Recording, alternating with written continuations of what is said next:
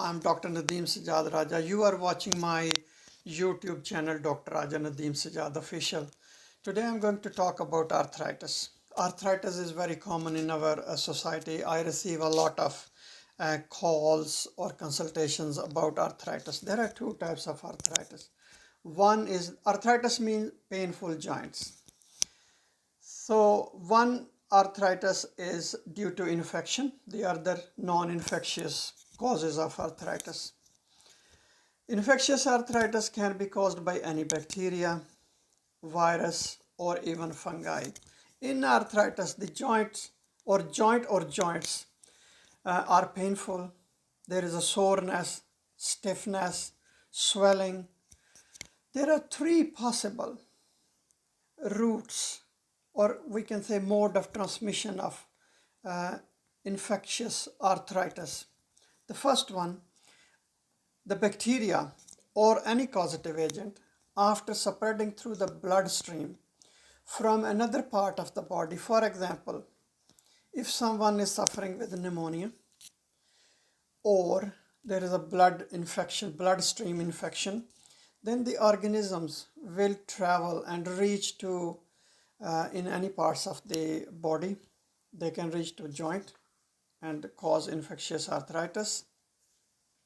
Second possible route is through a nearby wound.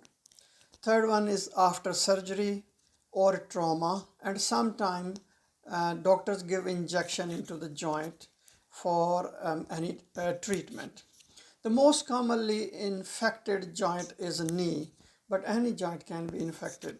For example, shoulder joint, hip joint, small joints in the fingers, toes, joints in the spine. Small joints in finger are usually infected if there is a injury or insect bite. People who use intravenous drugs, joints in the spine or breastbone, that is also called as sternum, may be involved. People who have already rheumatoid arthritis and they are taking medicine for rheumatoid arthritis, or patients who have prosthetic joint or artificial joint, they are also at risk of suffering with septic arthritis. Certain bacteria can cause a form of infectious arthritis that is called as reactive arthritis, which appears to be caused by the immune system reacting to bacteria rather than by the infection itself. In reactive arthritis, joint inflammation develops weeks or months after the infection. So what are the common sign and symptoms or clinical manifestation of infective arthritis? Joint pain, stiffness, typically in the joint which is infected. Joint is warm, there is a redness. It's a painful when, especially when doctor touch the joint, infected joint. Fever with shaking, chills. Sometimes we also see red spots on patient's skin. Now I give you a few examples of the causative agents of infective arthritis. Staphylococcus infection is very common example of infectious arthritis. It resides on the human skin, and it usually originates from the skin. After skin infections or any wound or ulcer, then it reaches to the blood and then seeds into any joint. So patients usually the presentation is acute onset of infection. So sudden pain, intense pain, swelling, reduced mobility. Please remember, this is an emergency. The other bacteria, for example, Haemophilus influenzae, Streptococcus group A, or other species of Streptococcus, patient who suffer with repeated urinary tract infections. So in those patients, we see infectious arthritis due to gram-negative organisms, for example, E. coli, Klebsiella. Wherever in the world tuberculosis is prevalent, so there are reports of septic arthritis or infective arthritis due to tuberculosis. We see late presentation of infective arthritis in Lyme disease. So Lyme disease is caused by Borrelia burgdorferi, which is present or reside in deer ticks. So after a tick bite, usually it goes unnoticed. After weeks or months, then patient presents with infective arthritis for the treatment. As I mentioned earlier, infective arthritis could be due to viruses. So the important examples of viruses which can cause infective arthritis: human immunodeficiency virus, hepatitis viruses, parvovirus, rubella virus, mumps virus, and viruses which cause a common cold.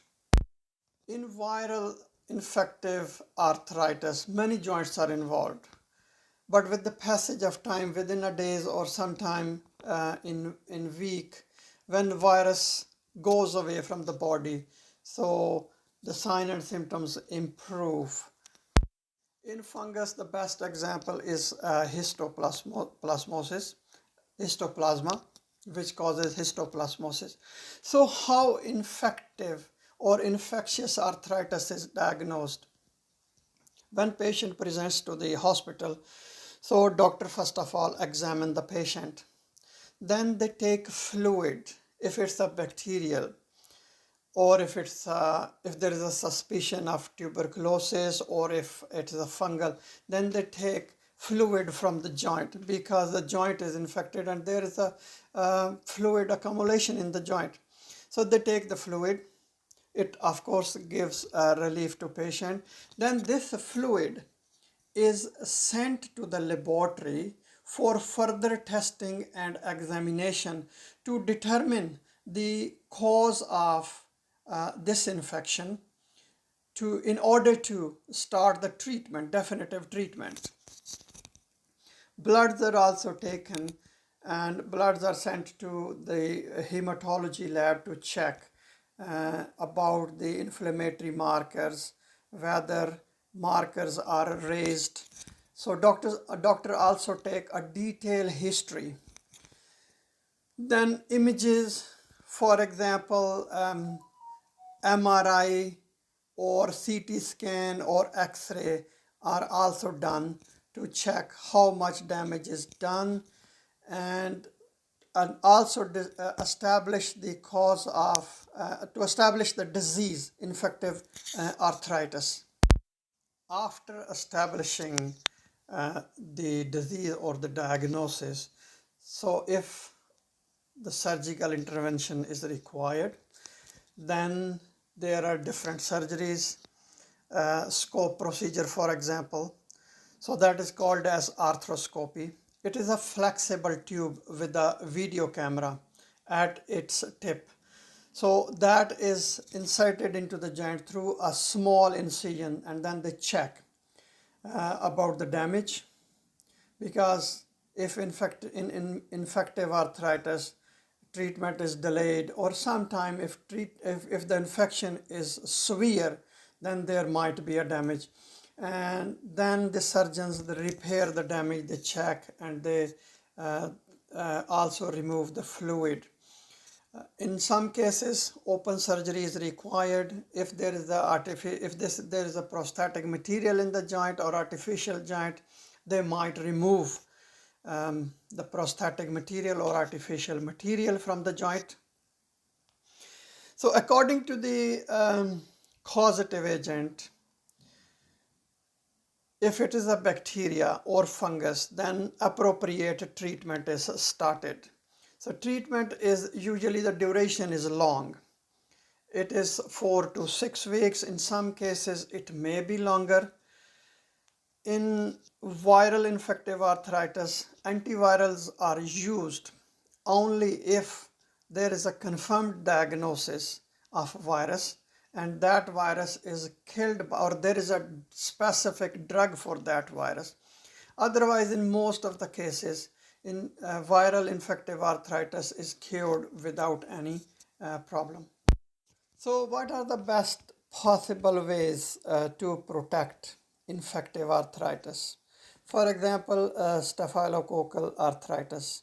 So whenever there is a skin infection or any infection due to Staphylococcus aureus, so take appropriate treatment, discuss with your doctor.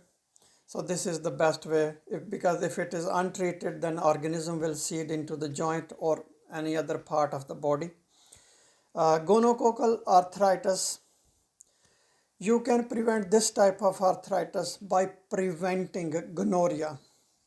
So practice safe sex or do not have sex. Lyme disease arthritis. So use a tick repellent. Avoid going into the woods, especially during the summer. And if you are living in Lyme disease prevalent area, use long pants, long sleeve shirts, long boots, and use tick repellents.